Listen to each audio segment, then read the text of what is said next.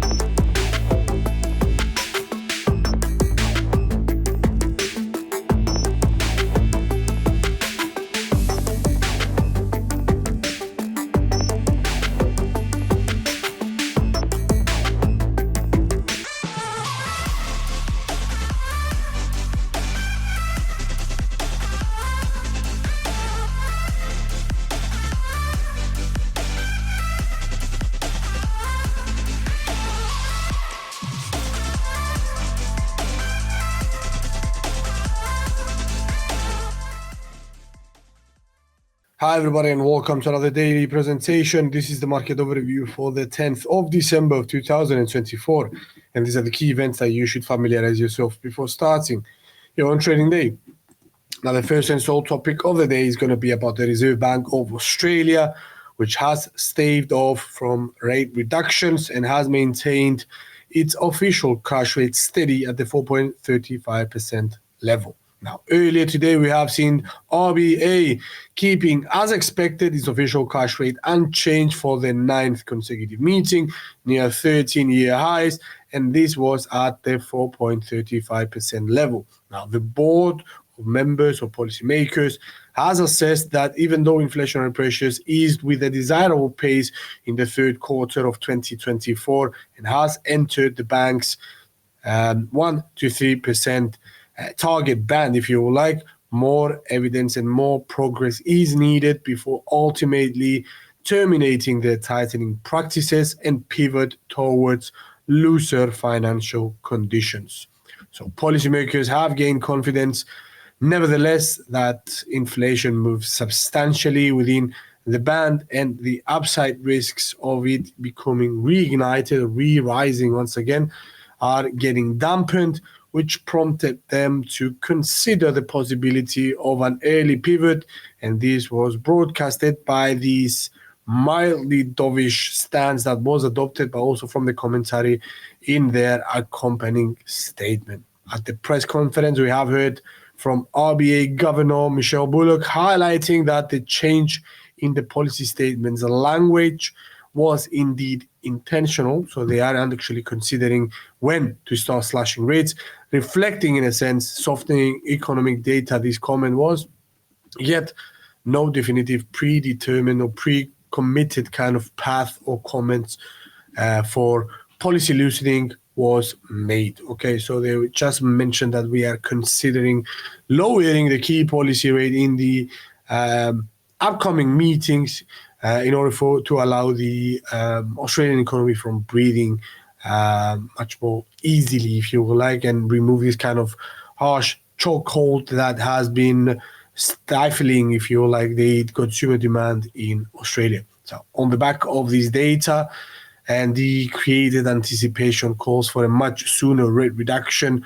from the central banks, traders forced the Aussie to erase prior gains made during yesterday's session and is now pushing they are pushing it actually south closer to the 0.64 area against the United States dollar, mainly due to the fact that we've seen this kind of mildly dovish stance being adopted. Now, after the shift in the commentary for policymakers, we have also seen money market participants now assigning a 54% probability in the scenario for a 25 basis point rate cut at the next meeting, which is going to take place in February. And we have to highlight that prior to the decision and prior to these comments, the first cut that was expected by money markets from RBA was at the May meeting. Now we see this kind of cuts front running or being pushed to the forefront and coming much earlier due to this kind of commentary.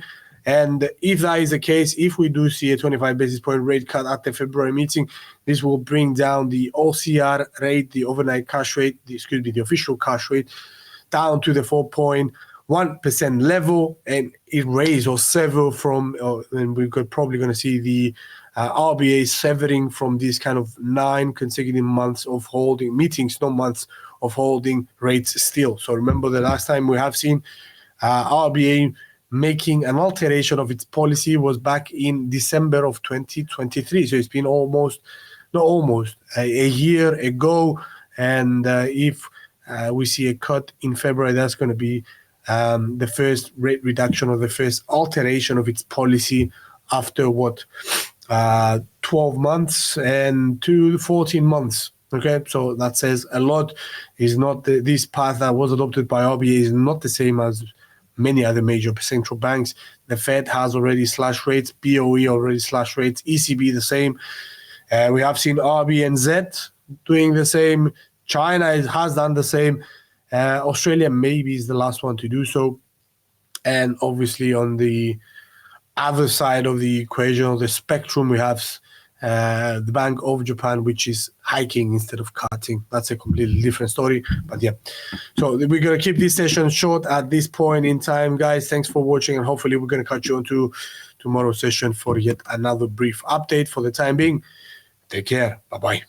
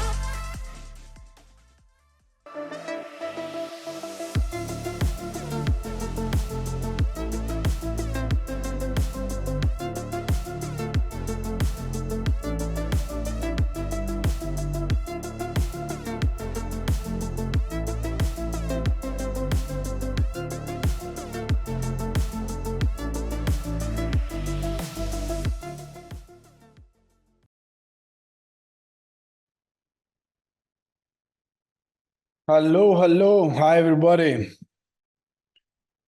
Happy New Year to everyone. Hopefully, we're going to have a lovely 2024. Let's see about this. So, yeah, welcome to today's webinar. This is going to be obviously the first one of the series. We rebooted the series right from the beginning, as we have reached, obviously, the end of it late last December. So, we're going to kickstart the whole process in 2024 once again. And in this season, if you can call it season, we're going to add a few more topics. We're going to add a few more topics to our series that we haven't done so far. So for those of you that have been here before, welcome. Nice to see you again. I see a lot of people start to join. That's very nice. Okay, so for those of you that haven't, treat this webinar as the first one of your own initiation, if you like, into trading, or at least understanding how the whole thing works. Throughout this series, we're going to provide you with the necessary, at least attempt to provide you with the necessary tools, at least from our point of view. What are the most useful tools that you need to have in your arsenal when you want to go at trading? So we're going to cover a lot of topics. We're going to go over a few on a much more deeper level, if you would like. We're going to cover some on a much more superficial level, mainly because they are extremely simple to understand. If there is any need to go any deeper on all those aforementioned topics, we will upon your request. But for the time being, the session or the series is going to be scheduled much like we have in the past. So we're going to introduce a new topic each and every week. And by the end of 3 months, you could be deemed as quote unquote ready to embark on your journey on trading. Okay. Obviously, you're going to have to do a lot of studying on your own. But yeah, the topics that we will introduce today serve as the main pillars, okay, of trading. You have to understand how the whole thing works. First, we're going to introduce concepts of how the market is actually working. We're going to introduce a few ways of how you can, if you like, reduce the noise and find much more easily your way through the markets. Okay, so we're going to introduce topics in regards to both technical analysis and fundamental analysis.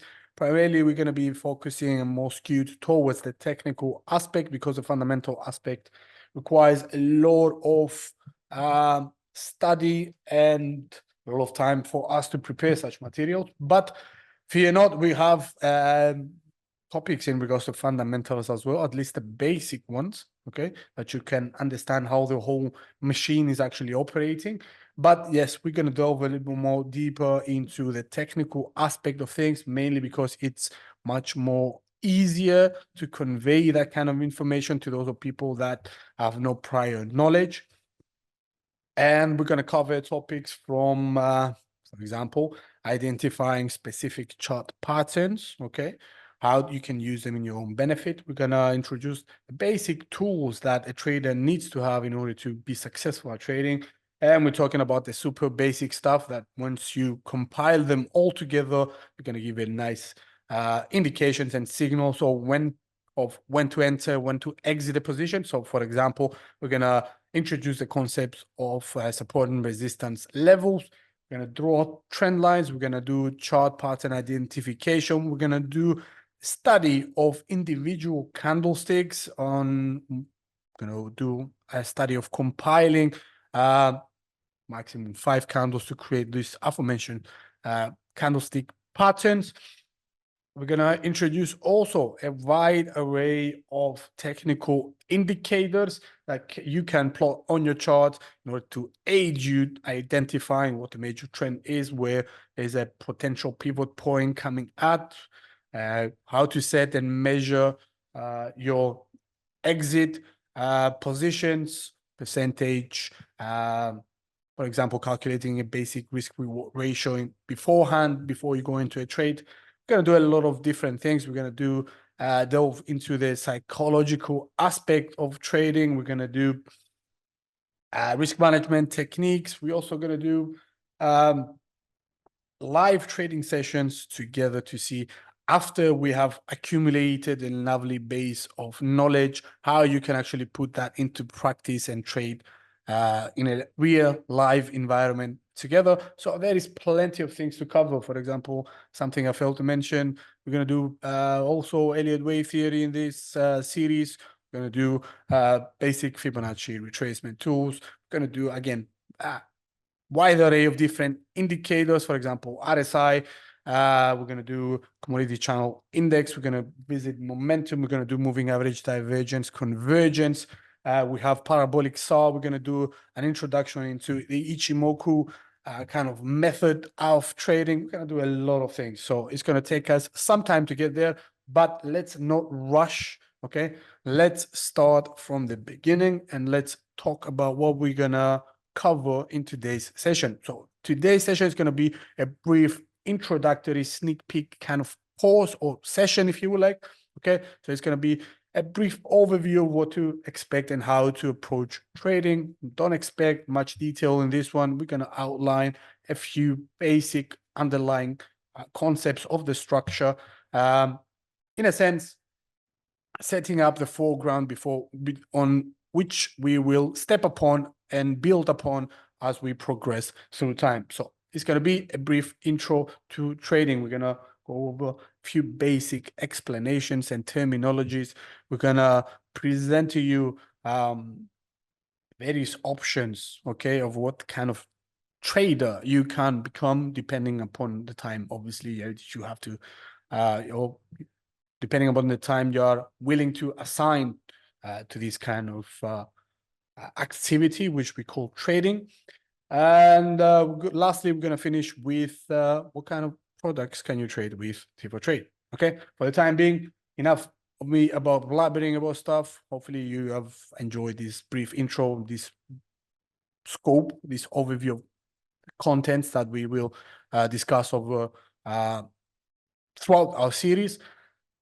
So let me end on that and let's start with today's session. So before we go into the details, I have to go over a small and quick risk warning and a risk disclaimer, and we will be briefly and quickly on our way. So please bear with me.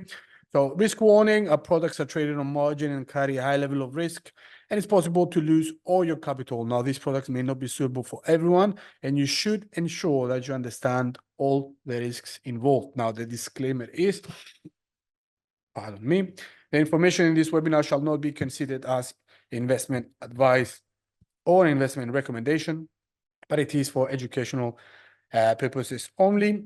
Now, this material is just a personal opinion of the author, and the client investment objectives and risk tolerance have not been considered. T4Trade is not responsible for any loss arising from any information contained herein, and their redistribution of the material is strictly prohibited. Now, let's begin. Now, what we will go over in this first session, again, brief overview of what you can expect throughout this series. We've done that. Let's dive into today's agenda, if you would like.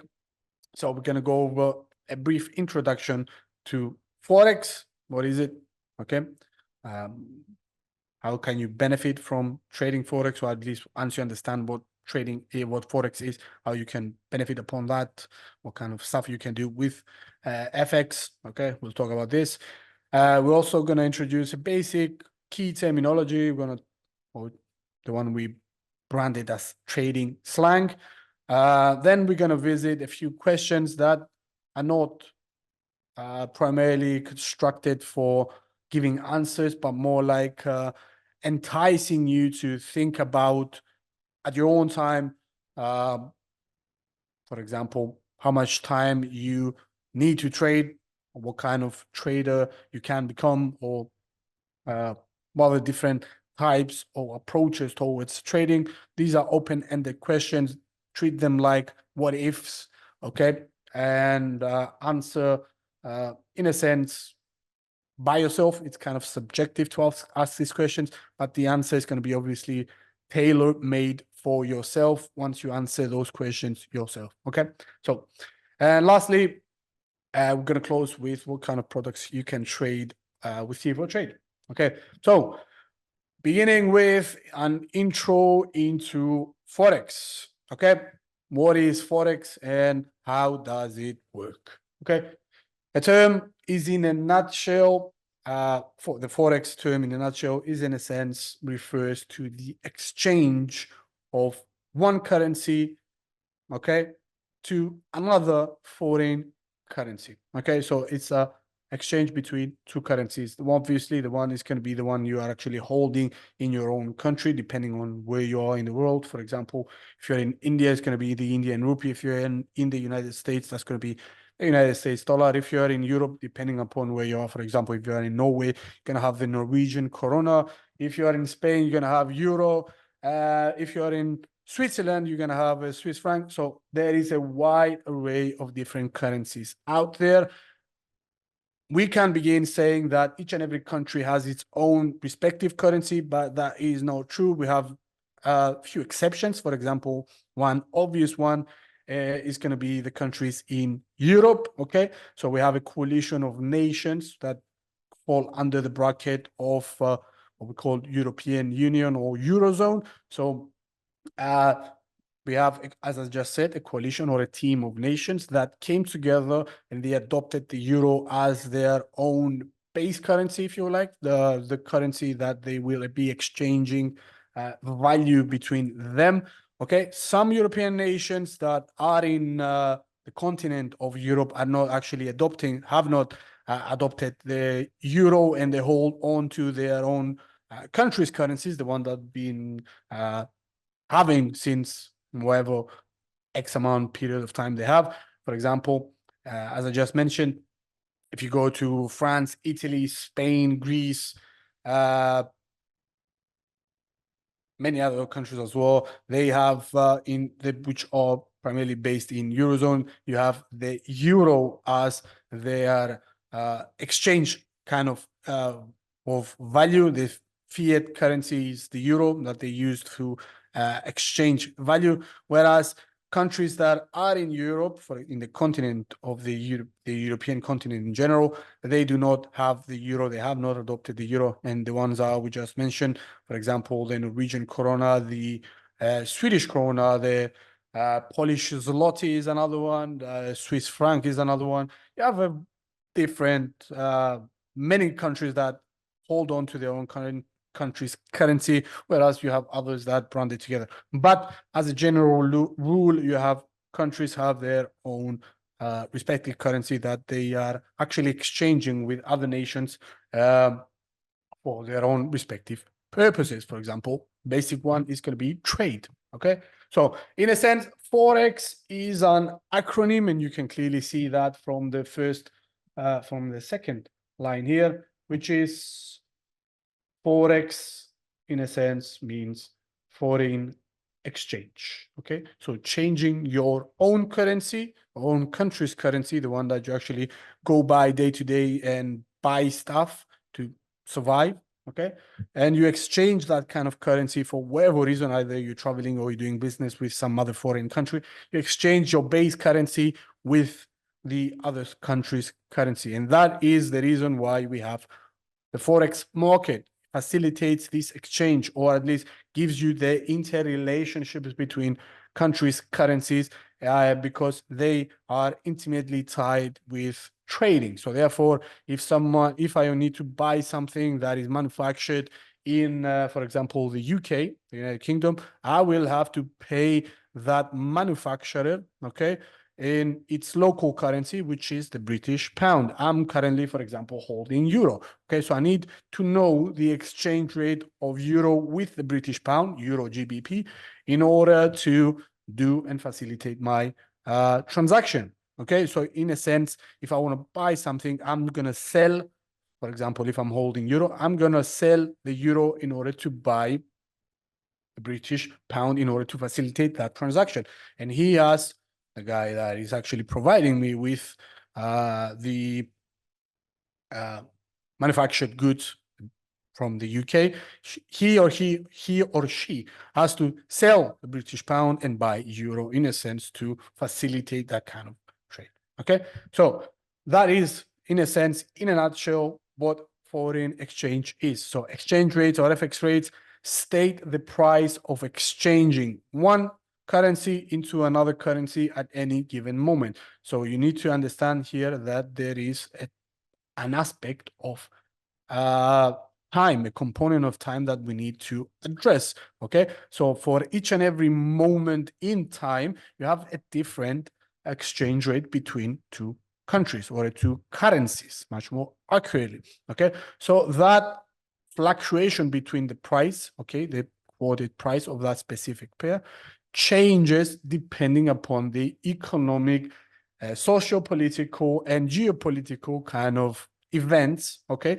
that influence these kind of exchange rates. Okay, so the time dimension needs to be addressed. For example, if I want to exchange something currently and I'm holding euro with someone in the US, I need to obviously take note of the euro USD FX rate. Okay, so I need to buy something now, and the price of buying something now, okay, is going to change.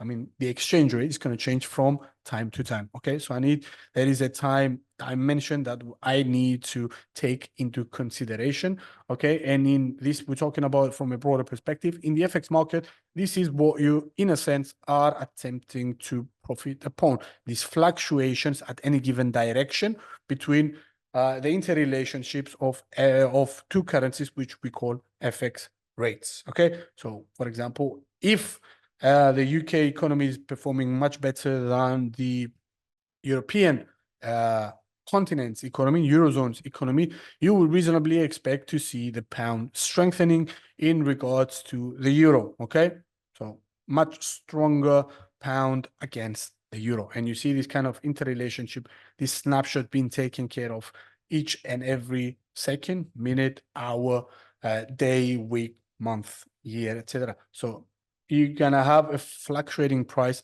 depending on the specific events that are actually taking place at that point in time. Okay, that is in a sense what affects the FX rates of countries, and this is what in trading we are attempting to capitalize upon if we need, and only if we make a correct assessment to see you know what, we expect to see the European continent bouncing and okay, and outperforming the UK economy. Therefore, we expect the euro to outperform the pound. Therefore, we go long or we buy euro and sell pound in order to capitalize on this difference. Okay, so fear not, we're gonna delve a little bit more deeper as we progress throughout the series. For the time being, these are the basic stuff that you need to have in the back of your mind in order to understand how and why we have an FX market. Okay, so fun facts about the FX market: foreign exchange market is open 24 hours a day and 5 days a week, and the forex market is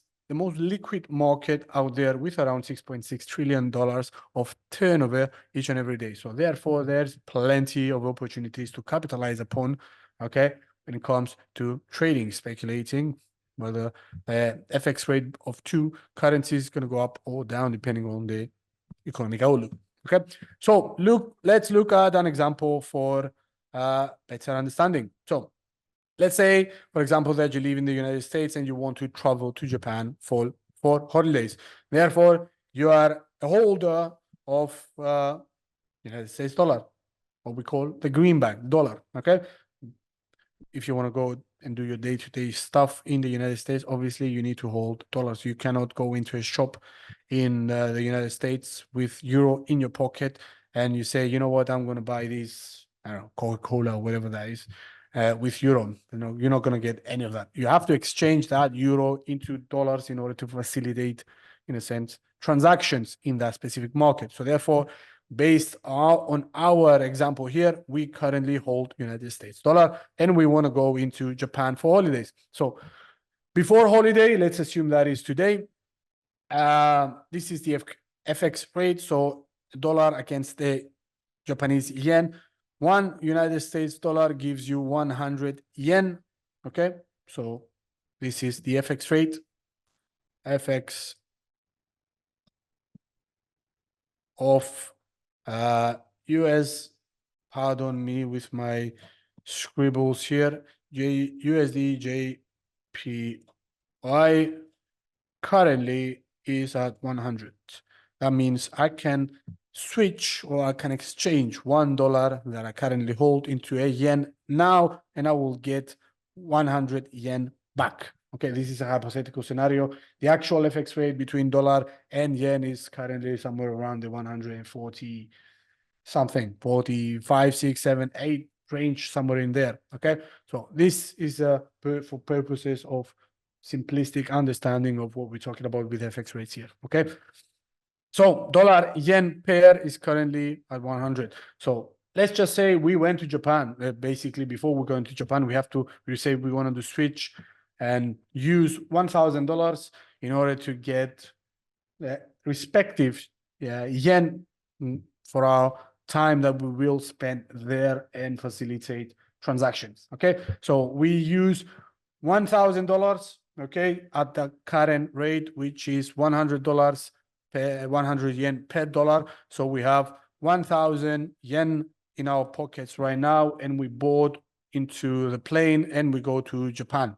Okay, so we are currently have flown into Japan, and assume this is day 2. Okay, so day 2, we have $100,000, 100,000 yen in our pockets. We go and do our stuff. We buy, go out and dine, and have fine sushi and sashimi, and we drink sake and all that kind of stuff. Okay, we have fun. We do karaoke and all that kind of lovely stuff. Okay, and the journey or the holidays are done. Okay, so we have to fly back. We have to fly back to the United States dollar. Hey, we have to fly back to the United States, and we have these kind of yen left out back in our pockets. Okay, so at the end of the day, moving back to United States, after our brief holiday to Japan, we see that the exchange rate, okay, changed, obviously, from $1 now you can get 110 yen. Okay, how does that impact, okay, our holdings? Okay, so the question here is, did you make money or did you lose money after your trip? Okay, so for the sake of the example, let's assume that you just didn't spend anything. Okay, I know it's unrealistic, I know, but still, have this in the back of your mind. Let's just say that you went to Japan, you didn't spend anything, or someone else bought your food and was covered by everything, by your companions, and you didn't have to spend any money. Okay, assume that is the scenario over here. Okay, so you bought the plane to go back into the United States, and you have 100,000 yen left in your pocket. So you spent nothing. Okay, hopefully I would love to have this kind of trip, but I wouldn't have to pay anything and someone else does it for me and I take the money back just like it is intact. Assume this is the scenario. So before the trip, okay, we said that we exchanged $1,000 to 100,000 yen. We have 100,000 yen in our pockets and we head back to the United States. We need to change that yen into the United States dollar back in order to facilitate our day-to-day transactions in the States. Okay, so how does this impact our holdings? Okay, so basically what happened here is that the dollar strengthened while the yen weakened, and we're talking about, if you remember from our prior example, before holiday we exchanged $1 and we got 100 yen. We exchanged 1,000 and we got 100,000. After the holiday, the exchange rate changed from 100 yen, okay, to 110. So in a sense, okay, the yen weakened, okay, much more accurately, the United States dollar strengthened, and therefore you can get more yen with the same amount of dollars. So $1 now is, after our trip, is worth 110 yen. So at the end of the day, we would have lost money, okay, on our brief journey, mainly because now we are holding yen. Okay, we are currently holding yen. So we're currently holding 100,000 yen, but the exchange rate for $1 towards yen is at 110. So we bought it at 100. We exchanged it at 100. Now the rate, it has moved higher. Okay, the dollar strengthened, the yen weakened. Now we have 110 as the exchange rate. So therefore, we have lost money because we have to convert the 100,000 yen back to United States dollar using the FX rate of the dollar yen. and we left with $909. So we lost value of $91 in a sense because the yen weakened and the dollar strengthened within this brief period. So you realize the whole concept of foreign exchange is time sensitive. Okay, so this is what we are actually attempting to arbitrage, if you would like, when we're trading, or at least what we're trying to capitalize upon is these fluctuations in values between FX rates between two currencies. Okay, so hopefully this is understandable from your side. It's a super simple example, and we will if not, we will cover a few more examples in the near future to understand, okay, how the whole thing turns out. Now, what happened and in a sense pushed the FX rate from 100 to 110 yen per dollar? That's a question for a different time.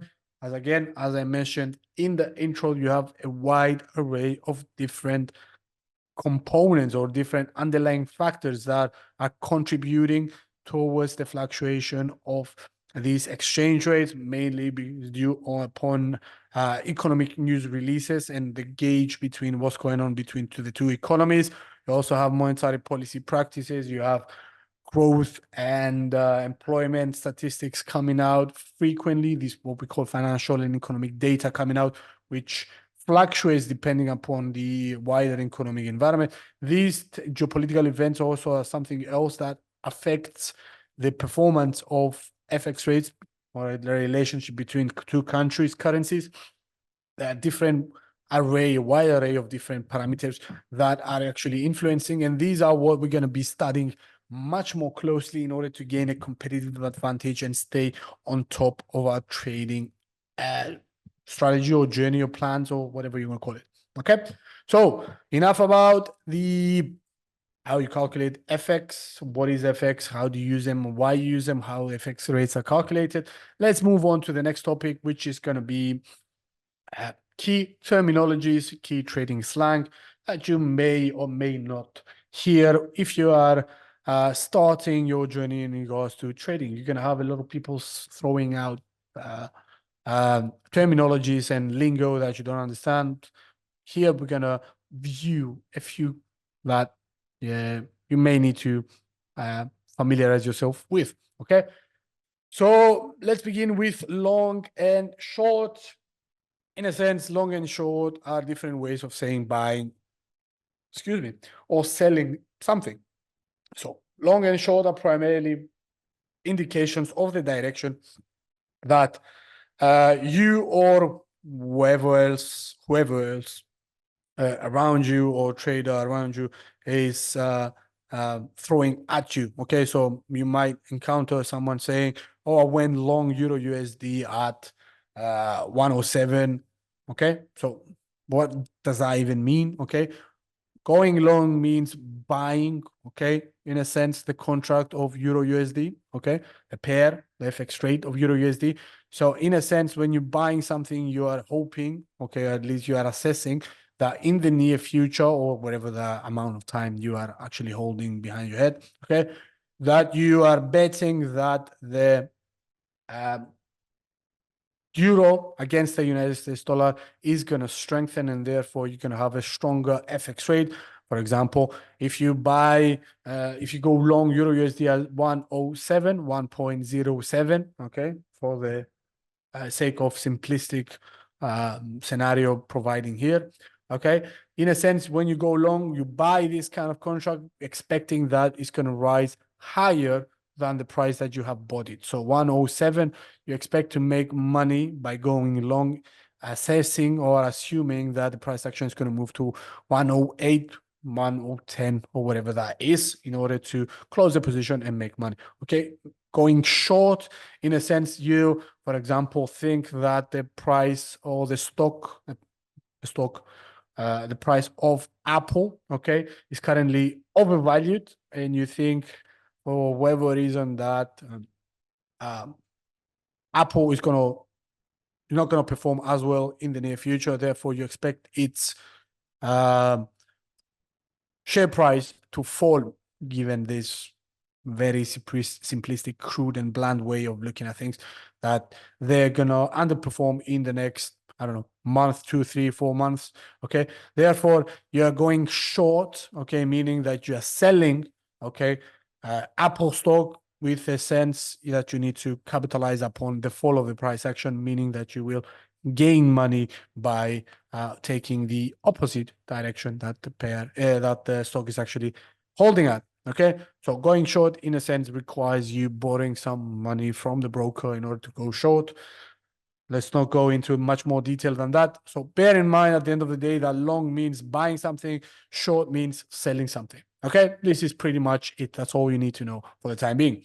Now, bullish and bearish in regards, this is thrown out in regards to primarily momentum and sentiment gauges throughout the market. So when you say, you're going to hear someone saying that there is bullish or bullishness or bullish sentiment surrounding, for example, gold, that means they are saying, I am expecting that the price of gold is going to move to high ground. This is, in a sense, what bullish and bear and bullish in this kind of case means when someone says, I'm bullish on gold, I'm bullish on crypto, I'm bullish on Euro USD. Okay, that means they are believing the price action is going to move to high ground. Okay, also bullish or bearish can be used to categorize or identify the direction of a specific instrument or a specific asset. For example, when you say crude oil or WTI is currently bearish, is in a bearish kind of trend, gives you an indication that, in a sense, they are describing the trajectory of the price action of WTI. Okay, that is how you use bullish and bearish. Bullish means you indicate, or at least you're broadcasting or you're highlighting that something tends to move to higher ground or appreciate in value, whereas bearish means something is moving south, okay, moving downwards. That means is actually depreciating in value. That's, in a sense, what bullish and bearish is. And you can spot the relationship between the former, okay, the prior to key slang which I just mentioned, long and short, bullish and bearish. So when someone says, I'm bullish on gold, I'm going long, that means they expect the price action of gold to move to higher ground. Therefore, they're placing a buy order. Okay. So when someone says, for example, I see crude I'm bearish on crude oil, therefore I'm going short, means, in a sense, that they expect or they see that the price of crude is going to ease, it's going to move to lower ground, it's going to decrease. Okay, therefore they are selling crude in order to capitalize on the fall. Okay, pretty self-explanatory, pretty simple terms to acknowledge and keep an eye out. Okay, so now moving on to majors, minors, and exotic currency pairs. So majors, minors, and exotic pairs, this is the hint, is talking about FX. Okay, so exchange rates, the topic we have discussed in the prior 2-3 slides. So the interrelationship between two currencies or two countries' currencies. Okay, so majors are a bundle of the 7 most widely known currencies or most traded currencies from major developed economies, which we call the G7, and they are, in a sense, constructed using the United States dollar on one or the other side. So we have the base and the quote currency. Okay, let me explain what I mean by this. So the FX majors, okay, have the United States dollar on either side of the equation.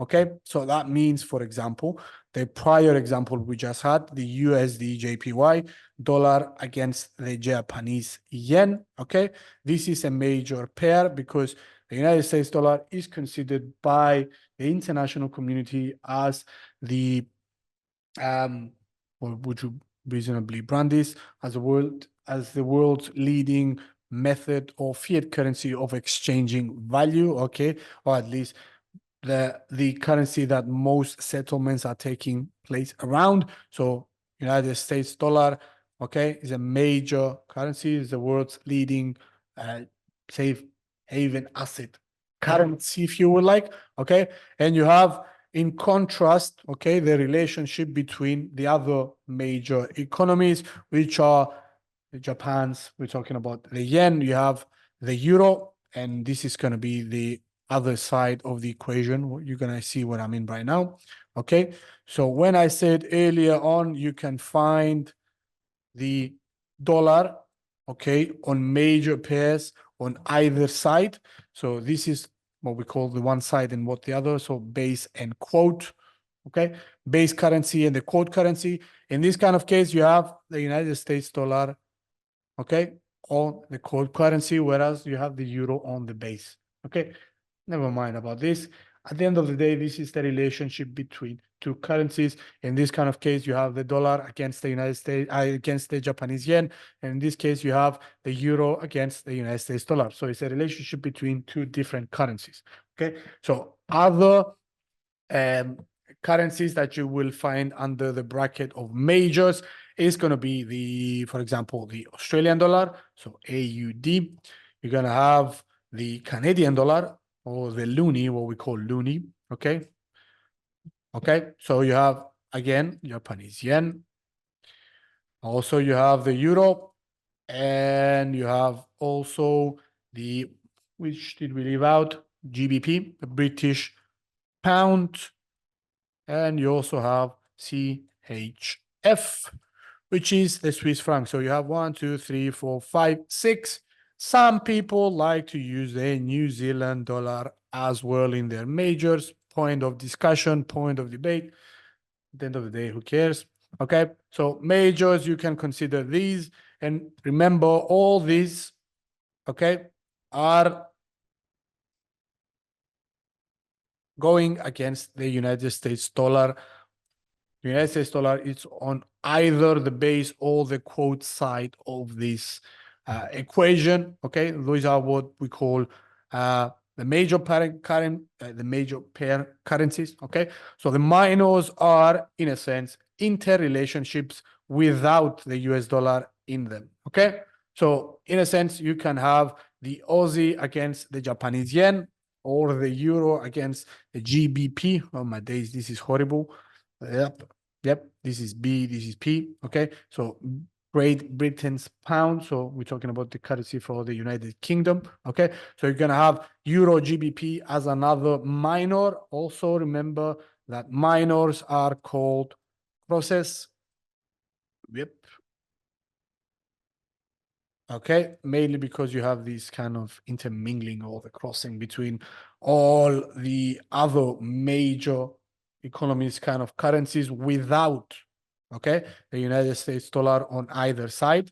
Okay, so crosses are, for example, in this kind of case, you are going to have GBP against the Swiss franc or the euro against the New Zealand dollar or the Canadian dollar against the euro. It's going to be euro CAD, etc. So something that these are relationships that do not include the United States dollar in the pair, but they are of major economies. And you're going to have the last category, which are what we call exotics. Okay, so exotic currency pairs are pairs that are formed mainly with the United States dollar, but they do not have all these included in here. Okay, can you see my mouse? Hopefully you can see my mouse. FX, exotic currency pairs most of the time have the dollar or one side, okay, either base, either quote. This is the base. Let me just make it as clear as I can. And quote, okay, we're talking about on which side. My handwriting is horrible. Okay, so they have the United States dollar on one side, either the base or the quote side of the pair, but they are including none of these we just mentioned here. So the question is, what are they having? For example, an exotic pair can be the dollar, okay, USD against the Turkish lira, so TRY, or the dollar against the Norwegian krona, so you're gonna have NOK, or you're gonna have the dollar against the Indian rupee, so INR, or you can have, for example, the dollar against the Singaporean dollar, so as, what is it, DG, SGD, Singaporean dollar, or you can have, for example, the South African rand, which is the ZAR. Okay, so exotic pairs are currency pairs between two, are pairs between two currencies. One is going to be the United States dollar, and the other is going to be one of minor or emerging kind of market. For example, South Africa, you can have Saudi Arabia, you can have Indonesia, you can have Argentina, you can have, I don't know, Chinese yuan for some reason is called an exotic currency pair, no in my books, but still. But yeah, this is in a sense the basic categorization of majors, minors, and exotic currency pairs. Okay, so these are the rules that you need to remember. If you don't have good recollection of what I just mentioned, you can go briefly onto your MT4 platform or whatever platform you can use. Okay, so you go on to your market watch. Okay, if you control and press the control button and M, you're going to get the market watch, and you can see all those kind of pairs there. You can right click on that lovely list. You can go to the symbols selection, press on symbols, and you're going to see this categorization of majors, minors, exotic currency pairs, which are falling under which kind of category for you to have just brief, I don't know,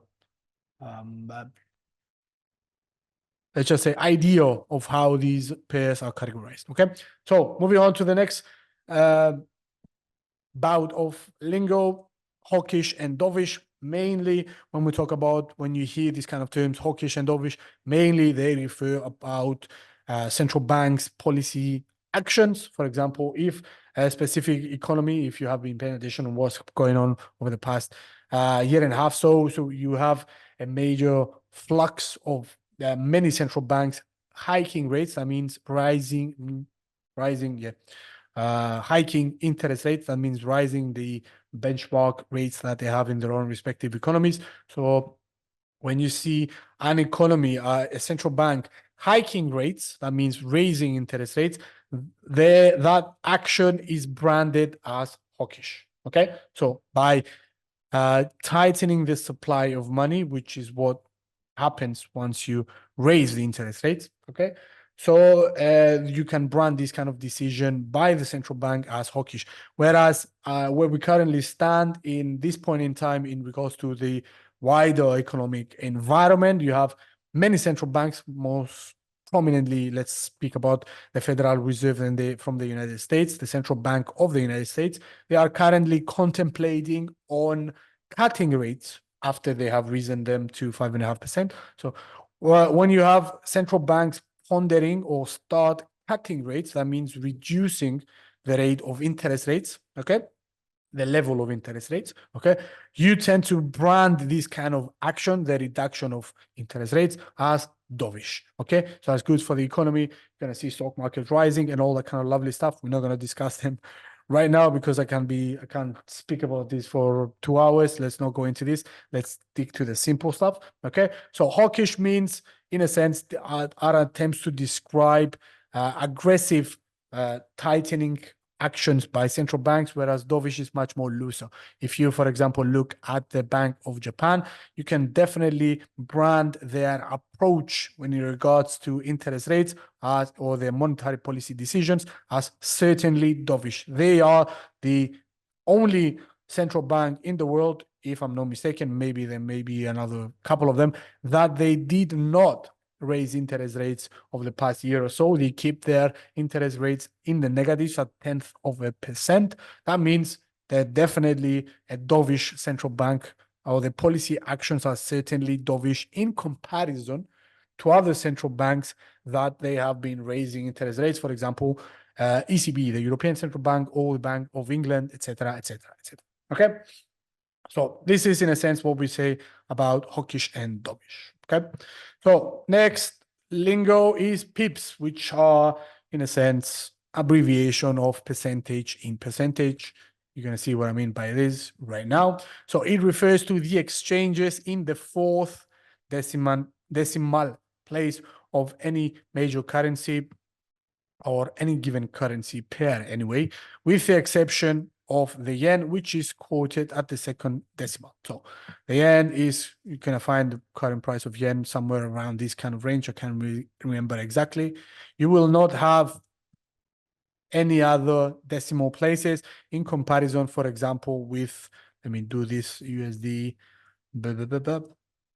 please bear with me, JPY, in comparison with, for example, Euro USD, which if you pull up the bid and ask the price currently that you can buy or sell this kind of pair, you're going to see that is denominated in 4 decimal places. Okay. 1, 2, 3, 4. Okay. Sometimes you may add the pipette, which is the 5th. Okay. So for the time being, we're talking about pips. So when we say about pips, we're talking about this one right here. Okay. So any change, okay, in the fourth, 1, 2, 3, 4, fourth decimal place of any major currency pair, exception the Japanese yen. Okay, so PIP stands for percentage in percentage. Okay, that's why I said this. Okay, so it's a percent.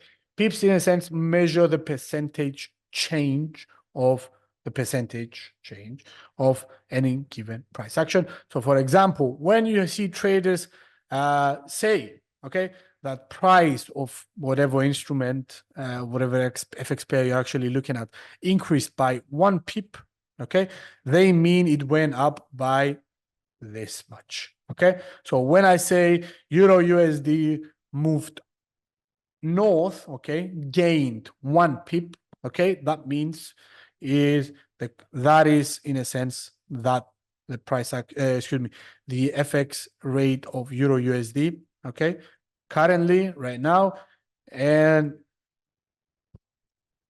in a second. So now you can see the price action moving by 1 pip higher. Now the price action of now the actual rate of exchange between the euro and the United States dollar is at this. It moved by 1 pip. So you add 1 unit to the fourth, 1, 2, 3, 4 decimal place of that specific FX pair, which is in our case Euro USD. Okay, if we say it went up by 10 pips, that means the price action, the current price is this. Okay, so 2, 3, 4. Okay, so 10. Okay, 10 pips is what we call 1 point. Okay, so remember, 10 pips equals 1 point. Okay, that's pretty much it. Something else to remember. If I say, for example, at the time of a specific release, for example, okay, NFP comes out and it's bad, okay, and you see the dollar index, okay, or the Euro USD, okay, and you see there's bad news coming out for the United States economy, you expect the Euro USD as a pair to move to higher ground, mainly because the dollar is going to weaken. Therefore, if I say at the time of the release, NFP has lost 300 pips, what does it mean? And you assume that the price action is right here at the time of the release. And after the release, it has moved north by 300 pips. That means this has changed to what? Okay, so this is 1 pip. Okay, that is 10 points. Okay, so this, you add 300 to this. So the new price is this. Okay. Pretty self-explanatory. Okay. Enough about pips. Super simple to understand. Moving on to the next slide, to our next key lingo. It's going to be about safe haven.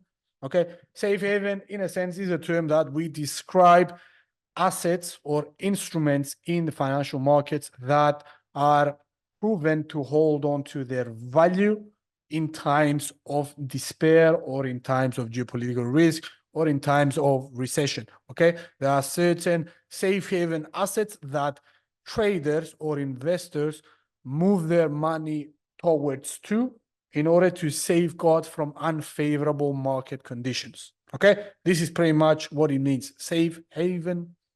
Okay, says it in the word. For example, if we have, I don't know, war starting out as we have in Middle East currently with Israel and Hamas, okay, and possibly we can see this kind of flare up of tensions between Lebanon as well, and you have the Houthis in no, Oman. What is it? Yemen. Okay. The Houthis in Yemen, and you have Iran as well, having trouble with their own bombings during about 2 days ago. You can see the flare up tensions for a wider conflict in the Middle East.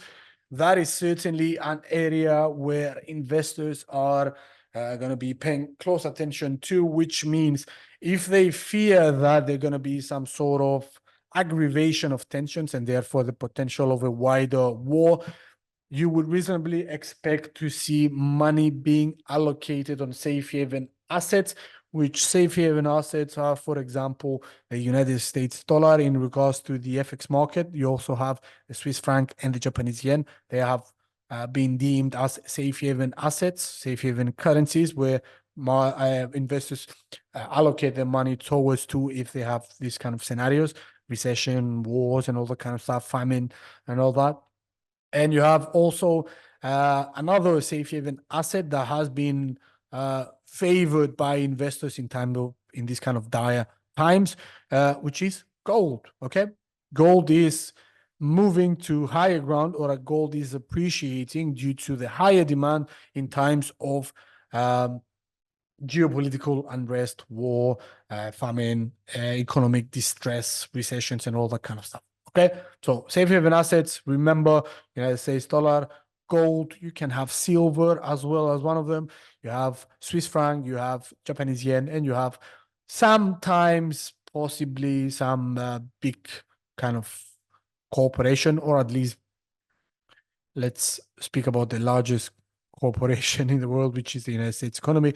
And therefore, you can see bond prices as well, treasuries rising in times of these kind of geopolitical risk. Okay, so safe haven assets are in demand or are hot when when there are bad situations coming into fruition in the wider international scene. Okay, so moving on, we have bid and ask. Bid and ask are the same. Are they going to be the stuff that you're going to be seeing in your trading platform when you want to buy or sell something? In a sense, bid is the buy price and ask is the sell price.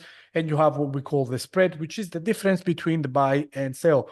Remember, most of the times, basically all of the times, unless you have a slight rare exemptions, you're going to see the bid price, okay, the buy price is going to be lower than the ask price. The ask price always have to be above it. There's some exceptions, rare exemptions, but most of the times, as a rule of thumb, you're going to see ask price is going to be higher than the bid price, okay? So the price that you're willing to sell something is always going to be higher than the price that you're going to buy something. That's, in a sense, bid and ask, and you have the concept of spread, which is the difference between the two. Okay, so liquidity, easiest way to conceptualize liquidity is with a brief example. For example, with let's just say you want to buy an iPhone. Okay, so highly accessible technological invention, if you like, a telephone. Okay, so iPhone is certainly something, is an item that has high liquidity because there are many phones being produced in order to be offered or supplied to the market for those that want to buy it. Therefore, once you have an item that is of high demand, then you have also a matching high supply. You have what we call a high liquidated kind of item, and if you put it much more in market kind of oriented point of view, when you have an asset that is, when you Yeah. When you describe an asset that has high liquidity, that means a lot of people are actively engaged in buying and selling it. So therefore, you have higher chances of transacting that and at much better prices compared to, for example, if you have a Nokia, remember those lovely phones, okay? Those indestructible tools for war. Okay, those Nokia phones that are pretty scarce. You cannot find them much more in the market right now. You can brand them as a less liquid kind of item because there are not many buyers and sellers in the market that want to transact or offer this kind of phone in comparison, obviously, with the iPhone, which is a much more well accepted, okay, for the time being, phone that people want to buy and sell. Okay, so high liquidity means you have narrower kind of price action, much more competitive price action, whereas in assets where you have low liquidity, you tend to have larger spread, okay, because there are not many people in the market transacting for that specific instrument. Okay, so for example, if you want to have a comparison, Apple stock is definitely going to be much more liquid compared to a company that nobody knows and it's listed on Nasdaq and it trades for $1.50. Okay, some unknown company. Okay, so this is a brief comparison that you need to have in your head. Okay, so high liquidity means closer and much more nicer and much more competitive price action. Whereas you have low liquidity, you tend to have larger spread and much more not that competitive kind of prices. Okay, so slippage in a sense refers to a discrepancy of price. Okay, let me explain what I mean by this. For example, you want to buy Apple stock, okay, and it's currently assumed that it's traded at $200. Okay, so whenever you are in the market and you want to buy something, okay, in your trading platform, and you press on the buy and you say, I want to buy this at market price right now, which is at $200. Most of the times you will get slippage, and slippage is in a sense the difference between the price you have pressed the button to get and what the actual price you got at the execution. Meaning, for example, I want to buy it right now and I press the button at 200. By the time I press the button to 200 and you have a market order, remember this, a market order, you may not get 200, you may get the $200.02. Okay, so in a sense, you're gonna have positive slippage. That means you have bought that specific stock, Apple in this kind of case, at $200.02 rather than the 200 that you press the button at that point in time. Okay, slippage is something that you will find in many occasions in futures markets. For example, if you're trading indices, if you're trading stocks, if you're trading commodities, if you're trading FX, whatever that might be, you're going to get slippage. Yet sometimes you're going to get a better price, you're going to have negative slippage. Sometimes you're going to get positive, and could be most of the times you could get zero slippage. That means you press the button at 200 and you get the 200 execution. Okay, no slippage. So remember briefly, you can have positive slippage, negative slippage, and zero slippage. Okay, something super technical, but still it's something that you come across when you start to trade. Okay, lastly, let's talk about risk on and risk off. When you hear someone say, the equity traders have put on their risk on hats, okay, that means in a sense they are willing to undertake much more risk. Therefore, they are much more speculative, they're much more aggressive in buying or selling something. Okay, that means that tends to lead in some sort of rallies or some sort of falls in price action, steep price action, falls and rallies. Okay, whereas in comparison, when you hear someone say risk off approach or risk off mode has been triggered or has been adopted, means they are much more careful and cautious in entering the market, and they undertake much more, not sophisticated, but much more prudent and much more cautious stance at trading. Okay, so risk on means aggressive, volatile price action and getting into the markets. Risk off means much more cautious, okay, and much more conscientious approach at trading. Okay, so in a sense, gives you a gauge when you hear someone say risk on, that means something is super bullish. Okay, on something that needs to push the price action higher to higher ground with a higher velocity or high momentum. Whereas when you say risk off, they are more reluctant, kind of bearish sentiment surrounding a specific instrument. Okay, so enough about key terminologies. Give me a second to have a sip of lovely water. So, moving on to the next. We went past our time. Let's wrap this up a little bit quick. Okay, so how much time? I'm going to ask a question here. It's an open-ended question. This is a subjective question, and the answer is going to be obviously subjective because you need to ask yourselves this kind of question and come up to the conclusion. I cannot tell you what kind of trader you will become or how much time you will be allocating on your own trading. I'm not in any sort of control of what you do, obviously. So the question here is an open-ended question, treated like a what-if kind of question. I'm here to introduce you a few modes of or ways of approaching trading in regards to what kind of strategies, what kind of type of trader you could become, depending on these parameters I'm just going to introduce right now. So how much time do you need to trade? It's certainly up to you as an individual, okay? So it varies from trader to trader, obviously, and we will discuss, excuse me, why does it vary, okay? You can say, what is this kind of question? It's pretty self-explanatory. Nevertheless, I'm going to go over it. Okay, so it depends on the time you are willing to spend trading each and every day and what kind of trading style will you adopt in order to fit your work schedule, assuming that you work. If you don't, fair enough.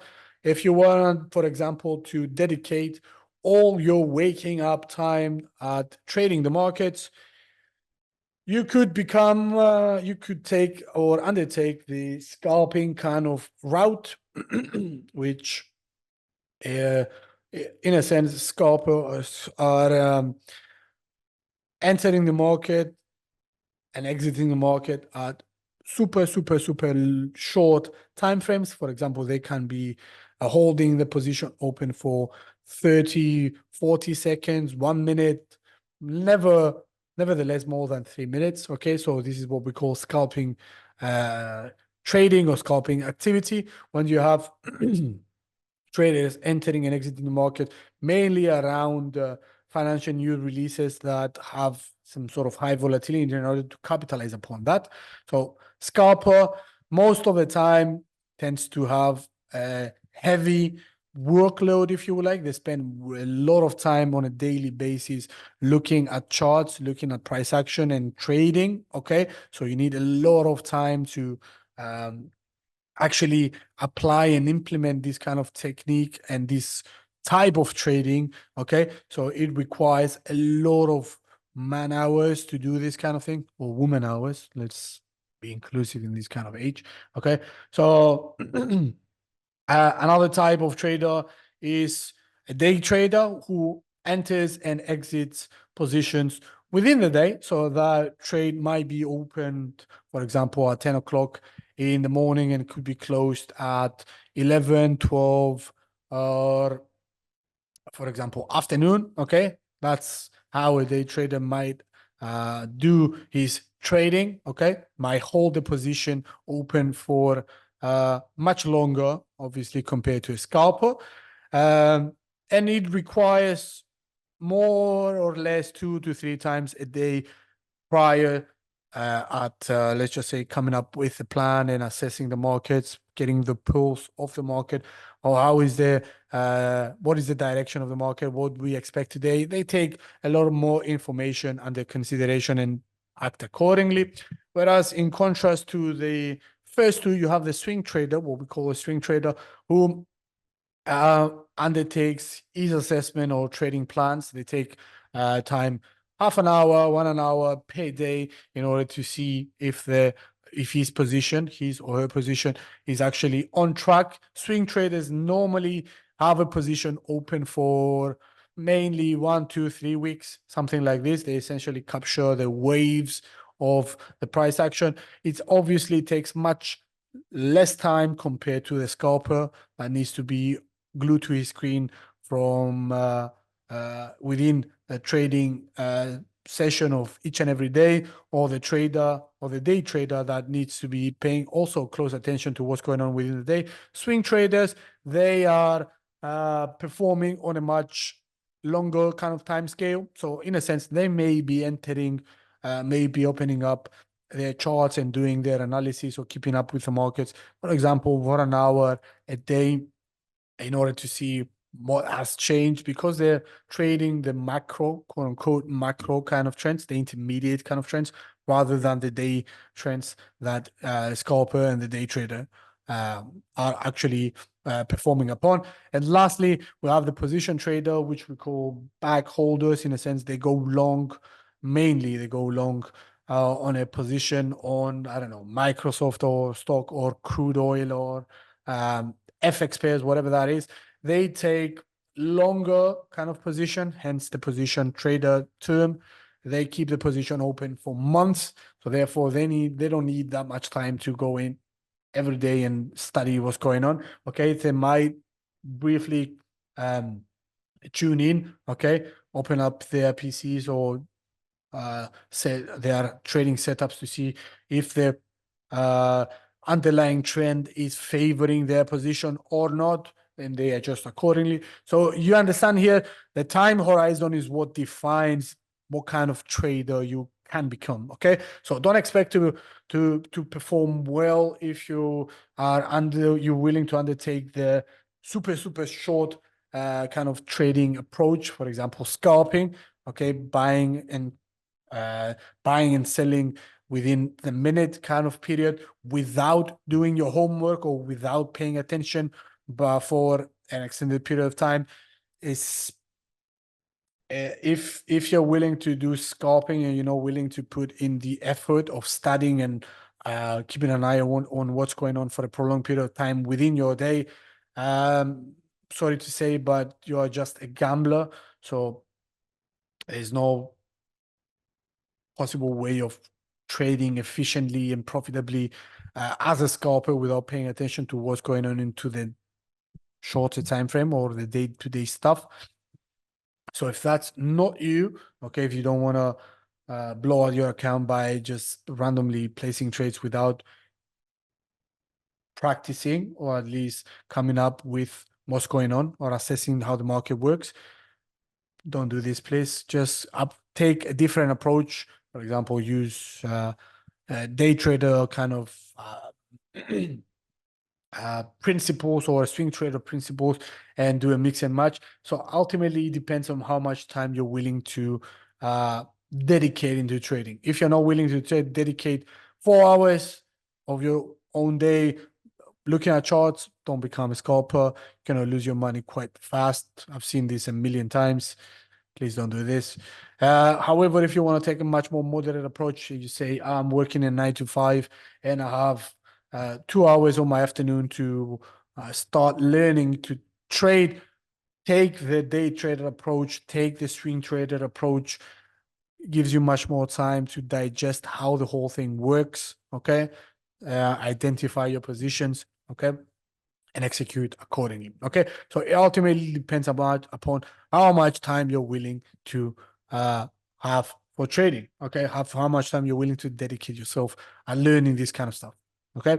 So what kind of trader you will become is ultimately upon you. Okay. So identifying your trading style, whether you like to trade gold or whether you like to trade commodities or whether you like to trade FX, find your niche, understand what drives you to learn more about how the whole thing works. Okay.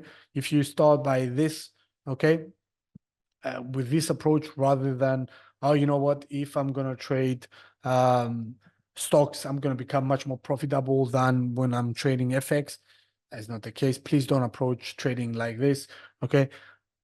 in my honest opinion, in my humble opinion, find the niche that you are good at, okay? The ones that you are interested in trading first, okay?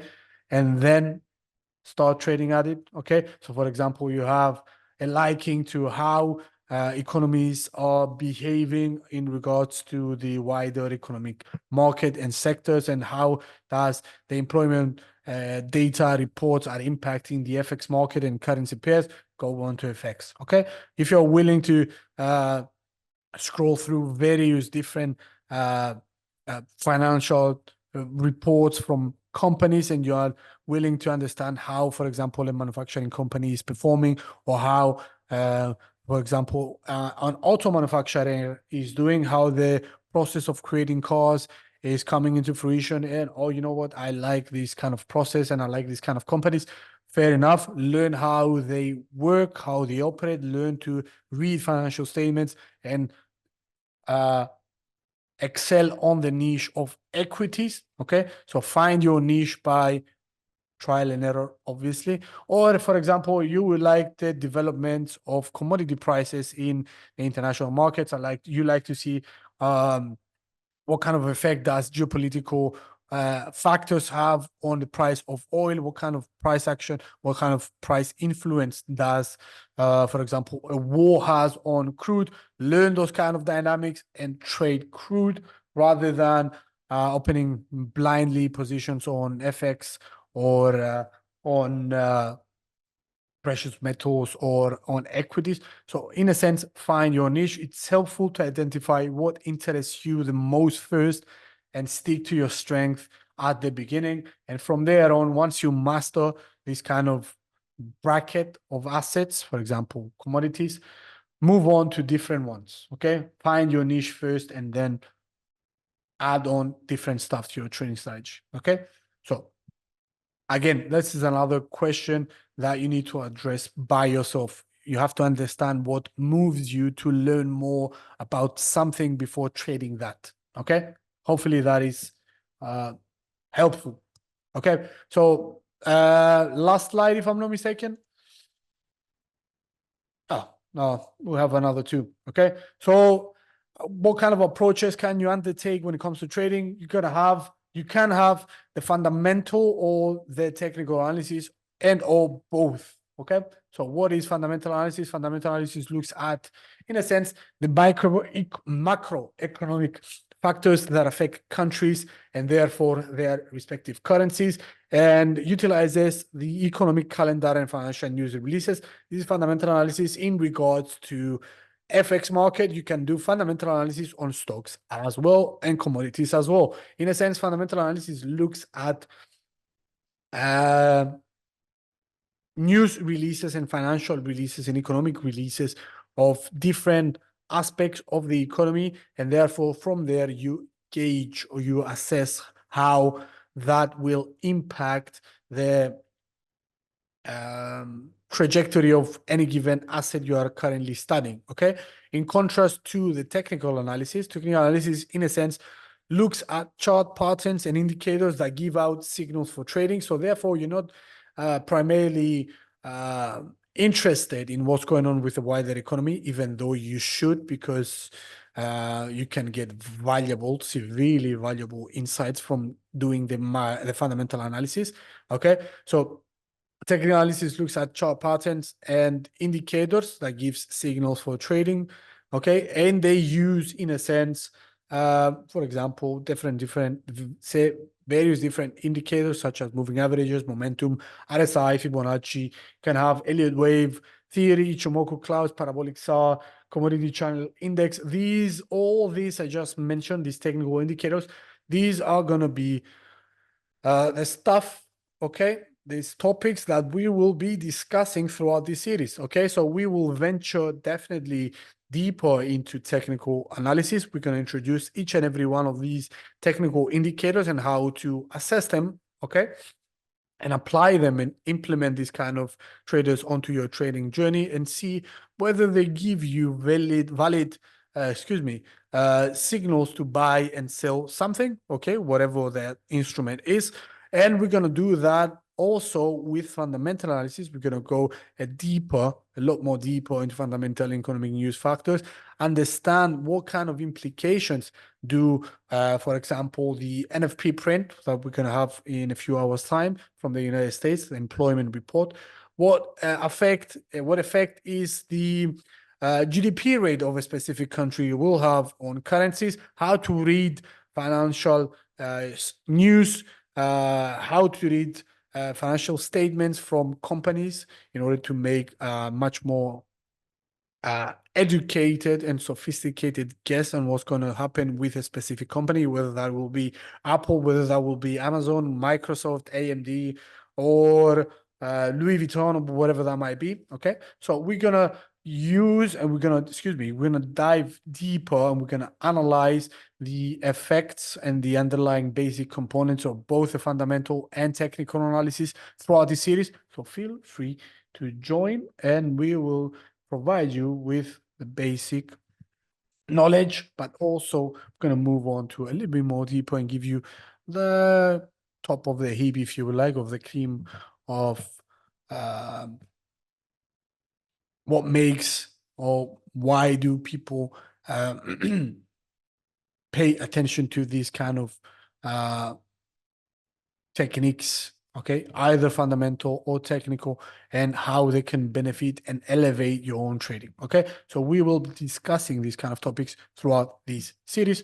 Feel free to tune in. Okay, so what products can you trade with T4Trade? Since we have this webinar and we have 2 minutes, I'm going to do a brief overview of what we can trade on T4Trade, since you chose T4Trade as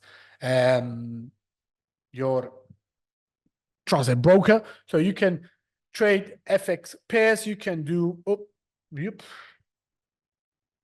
you can do FX pairs, you can do metals, you can do commodities, equities, and indices. So these are the main categories. So you can trade, for example, Euro USD, GBP USD. You can trade the dollar against the Japanese yen. You can also do gold, silver. When it comes to metals, commodities, you have oil, you have natural gas, you have coffee, you have cotton, you have orange juice, you have cocoa, you have a lot of stuff. Same thing with equities. You have the opportunity to trade Apple, Meta, Amazon, as I just mentioned, Nvidia, and all that kind of stuff. And lastly, we have indices, S&P 500, US 100, and NASDAQ. Let's move on to the website to see all this kind of lovely stuff easily categorized here. Okay, so we go into the markets and you can clearly see which kind of instruments you can trade. For example, you have Forex, you have metals, indices, commodities, futures, and shares. Let's go for an example for shares. Okay, what kind of shares, what kind of stocks you can trade, CFDs. And you have, if you scroll enough down, you have trading conditions and specifications, and you have all the list of the stocks you can trade here, okay, as well as the minimum spread and the margin that is required for you to trade. Okay, so also you have this lovely function here, T4Trade Live TV. I present on a daily basis the economic and news releases coming out, daily commentary of what to expect throughout the day, what happened during yesterday's session, and what to expect. We also give a lovely projections of what is going to happen into the coming period. So feel free to join whenever you see fit and get your lovely updates. Okay, for the time being, this has been the end of today's session, guys. Thanks for watching, and we'll catch you on to next week for another session, okay, where we're going to be discussing technical analysis principles. We're going to do a brief intro into technical analysis. Okay, for the time being, thanks for watching. Take care. Bye-bye.